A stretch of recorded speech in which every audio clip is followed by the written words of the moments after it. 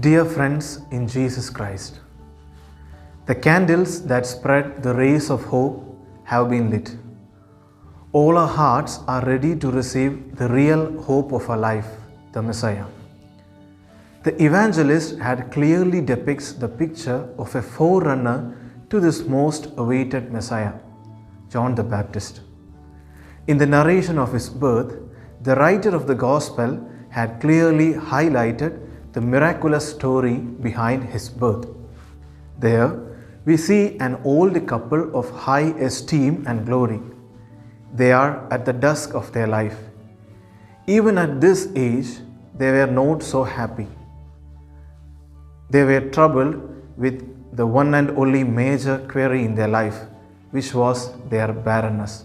They were aware of the mighty hand of the Lord, which had done great things in the past. In the life of Abraham and Sarah, the parents of Isaac, in the life of Manoah and his wife, the parents of Samson, and also in the life of Elkanah and Hannah, the parents of Samuel. These lives had motivated them to pray and to hope for a child even at this advanced age. Thus, they hoped to have a miracle in their life. Thus, their curse in disguise would turn to be a matter to praise and glorify God. We read in Luke chapter 1 verses 6, "Both of them were righteous before God, living blamelessly according to all the commandments and regulations of the Lord." Let us examine our lives. Are we consistent in keeping the commandments of the Lord?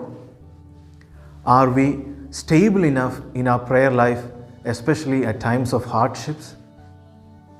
We have to have a strong hope in the Lord, and our hope in the Lord should be like that of the house which is built on the rock, and which we read in Luke chapter 6 verses 47 and 48.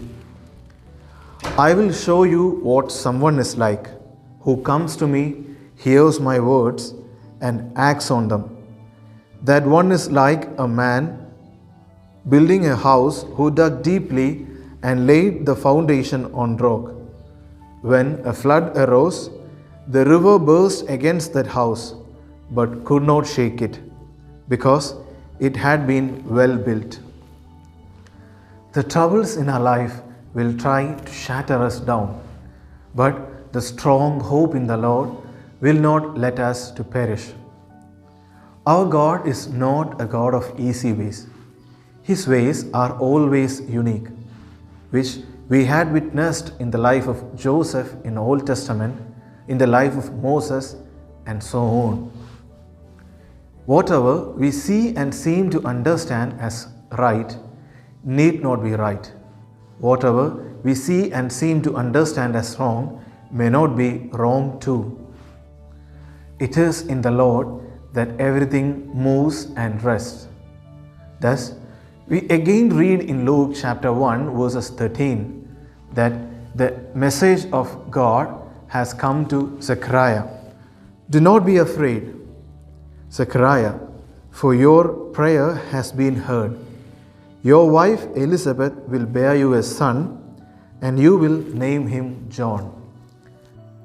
Through angel Gabriel, God's words pierced into the fear of Zechariah and reassured his hope. And through this message, he was sure that God had answered to all his prayers, and thus God promised him with a child, and who would prepare the people to receive the Messiah. Gabriel's heavenly proclamation has brought hope and joy to the life of Zechariah, but he has taken some time to accept this. This we see in Luke chapter 1 verses 18. "How will I know that this is so? For I am an old man and my wife is getting in years." Zechariah turned towards his own inabilities rather than trusting in the mighty hand of the Lord. Because of his unbelief, he was mute until all things were fulfilled. And in this silence, God was teaching Zechariah. Our God is a God of silence. He speaks in the silence of our heart.